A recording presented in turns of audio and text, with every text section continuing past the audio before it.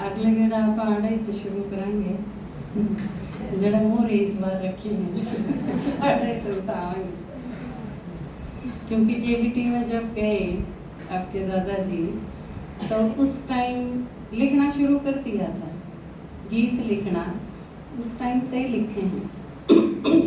हालांकि पहले के जो लिखे हुए हैं वो छोटे छोटे अंशा में हैं वो, क्योंकि कितने लिखे नहीं गए और याद तो इतना लंबा टाइम के बाद, क्योंकि ज्ञान मारने के बाद सब कुछ भूल गए थे।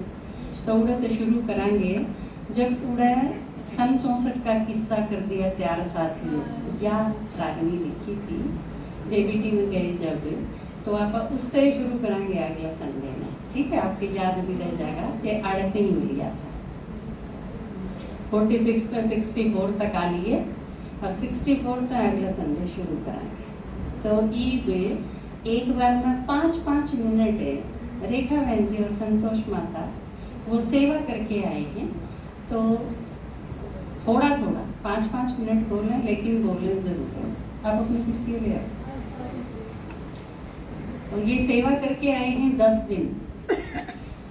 जिस तरह शुरू में अपने भारत में सेवा हुई, उसके बाद बाबा ने विदेश में भेजने शुरू किए। बाबा के जाने के बाद तो विदेश का जब निमंत्रण मिला तो उस खातर मुक्त होके में और बाहर सेवा करने खातर भेजा। तो ये पापा ने कहा था ना, बी सिंपल और बी सैंपल, तो ये आपका आगे सैंपल है। तो सेवा करने खातर गए, बाबा ने बताया ना कि इन जिसा किस जिसा, तो और भी अगली टीम अपनी तैयार होगी है, ये बुला लिए अगली टीम में भेजेंगे। तो आप सारे लाइन में रहो, ठीक है? तैयार रहो, आपका नंबर आएगा। आपकी सेवा की डिमांड है, क्योंकि सारे बुलाओगे तो आपने सेवा करनी है, क्योंकि खासकर हरियाणा के जो गांव हैं उनकी सेवा अपने द्वारा होनी है। पर क्योंकि आप उसमें सफल ना, तो आसपास वाले भी सहयोग मांगेंगे, तो आप सबका सहयोग कराएंगे, क्योंकि परिवार है ना। तो ये थोड़ा थोड़ा सुनाओगे आपने, फिर आप मधुबन की जो ईद की भी और 13 की भी जो पार्टी में जाना है, फिर आप उसके बारे में बात करें।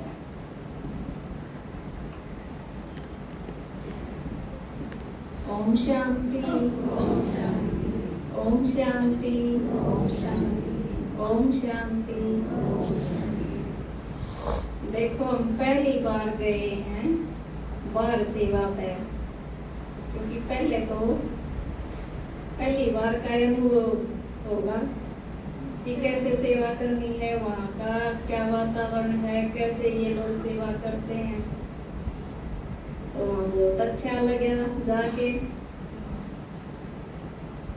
क्योंकि दीदियों के सबके अलग अलग ढंग है ना सेवा करने के, तो अलग अलग तरीका इस सीखने का, हर चीज सीखने का हमने मौका मिला। तो जैसे ही दीदी हमने जो भी सेवा देते, चाहे वो कर्मणा सेवा हो, चाहे वो ज्ञान की सेवा हो, वही सेवा हमने अपनी दिल जान तक करी। तो दीदी हमने जैसे रेखा बहन जी ने और मैंने अलग अलग जगह भेजा करते। ये दीदी रेखा के साथ भाई जी जाते और मेरे साथ दीदी जाती। तो ऐसे एक जगह सिमरन दीदी जाया करती, 3 जगह सेवा चल रही थी। तो तीनों जगह से कल मैंने दीदी से पूछा था कि तीनों जगह से बृहस्पतिवार को भोग लगता है, तो वो बुलाए थे और वो नए बच्चे आए हैं, निकले हैं। तो बहुत खुशी हुई कि नए बच्चे शामिल हो गए, बाबा ने निकलवाए सेवा के अनुसार। तो सहयोग तो दीदियां का भी है और थोड़ा बहुत हमारा भी है। तो पहले दिन दीदी ने, एक सिमरन दीदी है हमारी, उन्होंने बोल दिया कि आपने पहले दिन चित्र नहीं समझाना। तो हम बोले और कैसे सेवा करेंगे? तो बोले पहले दिन तो हमें वैसे ही समझाते हैं, वैसे ही बोल के, ये दुनिया कैसे दुखी हो रही है, कैसे हर इंसान परेशान है, उसको सुखी बनाने का क्या रास्ता है, मन की स्थिति सबकी कैसी हो रही है, मन का रोग किसी के पास है, इसका इलाज नहीं है, ऐसे करके। तो वो पूछने लगे आपके उधर कैसे सेवा करते हैं। हमने बोला कि हमारी दीदी तो पहले दिन से चित्र समझाने के लिए सेवा करती हैं, पहले दिन ऐसे नहीं जैसे आप बोल रहे हो। तो भाई जी भी बोल रहे थे कि इधर दादाजी से हमने भी सीखना पड़ेगा। उन्होंने कैसे इतना बड़ा वीर साम्राज्य स्थापन किया, कैसे किस तरीके से किस ढंग से सेवा की, जो इतने बच्चे तैयार किए, उनसे हमने भी प्रेरणा लेनी पड़ेगी कि कैसे माताएं तैयार कर दी सेवा करने के लिए। तो हमने उधर जो भी सेवा मिली, चाहे गीत सुनाने की, तो भाई जी बोले कि आप हिंदी में शुद्ध हिंदी में सुनाइयो, वैसे आपकी तो भाषा है वहाँ की हरियाणवी, वो नहीं समझेंगे ये लोग।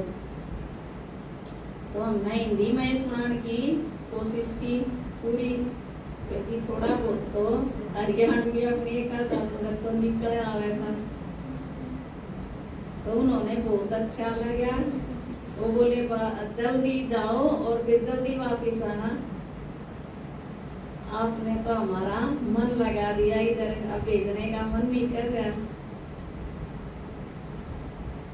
तो हमें डेली सेवा करके ऐसे आए। जो भी दीदी ने सेवा की वो हमने श्रीमत समझ के की।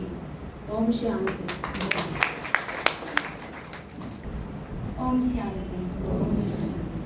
देखो हम सेवा पे भेजे थे, बाबा ने श्रीमत अनुसार दीदी ने फोन किया था।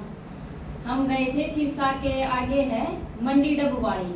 हमने तो पहली बार सुना था, पहली बार वो शहर देखा था। तो दीदी का फोन आया था हमारे पास 9 बजे, रेखा बहन जी आपको 10 दिन के लिए सेवा पे जाना है, तो आप जा सकते हो। मैं हाँ दीदी तैयार हैं हम। तो दीदी ने बोला सावित्री माता जाएगी आपके साथ, अपने जो सूट हैं उनको पैक करके रेडी रहो, आपके पास फोन कर देंगे। मैं कहा ठीक है दीदी। तो देखो सावित्री माता जी के पास फोन किया था, वो 12 बजे मेरे पास पहुंच गई और उसी टाइम हम निकल पड़े थे सिरसा के लिए। लेकिन हमारे को ये नहीं पता था कि जाना कैसे है। लेकिन दीदी से पूछा तो दीदी बोली मैं फोन कर दूंगी, भाई जी आपको लेने आ जाएंगे। देखो पहली बार गए थे, हमारे को भी नहीं पता था कहाँ जाना है, कैसे जाना है या किस जगह है, क्योंकि उससे पहले मैं एक बार भटेरा गाँव था वहाँ गई थी। लेकिन वहाँ तो हम किसी के घर पे रहे थे, ये नहीं पता था कि हम सेंटर पे जा रहे हैं। तो हम अपनी तरफ से तैयार थे। तो वहाँ पहुंचे, यहाँ वो दीदी आए थे इंदिरा दीदी जी, लेकिन उसको देखा तो देखते ही पहचान गए कि दीदी तो हमारे सेंटर पे आए थे। बहुत अच्छी दीदी थी। तो देखो दीदी ने सेवा के लिए बुलाए थे, तो हम सेवा के लिए हर दम तैयार थे।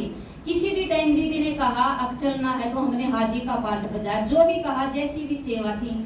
तो हमारे को मौका जो मुरली क्लास थी उसमें मुरली सुनाने का भी मिला, क्योंकि सेंटर था ना, उस पर कोई ना कोई आता ही रहता था।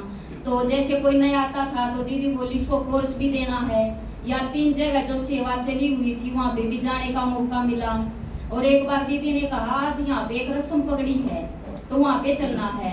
तो दीदी बोली कि आपने देखी है रस्म पगड़ी? मैं कहा नहीं दीदी हमने तो नहीं देखी, कैसी होती है? तो उन्होंने बोली मेरे साथ चलना, मैं दिखा के लाऊंगी। तो हमने सोचा चल के तो देखा भाई कैसी होती है। तो वहाँ गए, पता तो चला कि रस्म पगड़ी में क्या क्या बोलना होता है, हो सके आगे हमारे को भी सेवा करने का मौका मिले ऐसे। तो दीदी के साथ गए, वहाँ पे देखा दीदी ने क्या बोला उस रस्म पगड़ी पे, तो उससे भी कुछ सीखने को मिला। ये बहुत अच्छी बात थी कि हम सेवा भी की, लेकिन उसके साथ साथ सीखे भी बहुत कुछ आए हैं कि कैसे करना है, क्योंकि हर सेंटर का या अपनी अपनी दीदियों का अलग अलग ढंग होता है। लेकिन जैसे भाई जी ने या दीदी ने बोला हमने वैसे ही किया। लेकिन भाई जी ने शुरू में एक बात बोल दी थी, आपको हिंदी आती है? मुखा भाई जी आती है, क्योंकि वहाँ पे ज्यादातर पंजाबी बोलते हैं, उनकी तो हमारे को एक भी समझ में नहीं आती थी। लेकिन हम जो बोलते थे, जो भी कोर्स कराते थे, उसके बाद पूछते थे माता जी आपको हमारी भाषा समझ में आई? लेकिन सभी बोलते थे हाँ आई है क्योंकि अगर जब तक समझ में नहीं आएगी तो उसका फायदा भी नहीं होता बोलने का। तो सुनाने के बाद ही क्वेश्चन रहता था तो आप सभी को समझ में आया, तो बहुत खुश थे, बहुत खुश थे। कई माताएं तो सौदई माता के भी पैर पड़ जाती थी, आपका भला हो, आपने इतना अच्छा ज्ञान सुनाया। तो माता कहती ज्ञान हमारा नहीं है तो परमात्मा का है, लेकिन आपके पास आए हैं सुनाने के लिए, क्योंकि वो आपका भी पिता है। लेकिन आते समय देखो अचानक कुछ परिस्थिति ऐसी हो गई, रुकना तो 20 दिन या 15 दिन के लिए था, लेकिन 10 दिन में ही आना पड़ा। लेकिन यही कहेंगे इतना अच्छा अनुभव, इतना अच्छा अनुभव शायद हम मधुबन में भी नहीं करके आते जितना हमने वहाँ पर 10 दिन में मिला, क्योंकि बहुत ज्यादा सीखने का, दीदी जी के पास रहने का, हर पल व्यक्त की तो बात ही नहीं थी वहाँ पर। सुबह 3:45 बजे से लेकर रात के 9 बजे तक सिर्फ बाबा और सेवा, बाबा और सेवा, उसके सिवा तो कोई काम ही नहीं था। इतने बिजी थे हम, लेकिन थकावट जरा भी नहीं थी। जो दीदी ने कहा हमने वही किया। ओम शांति।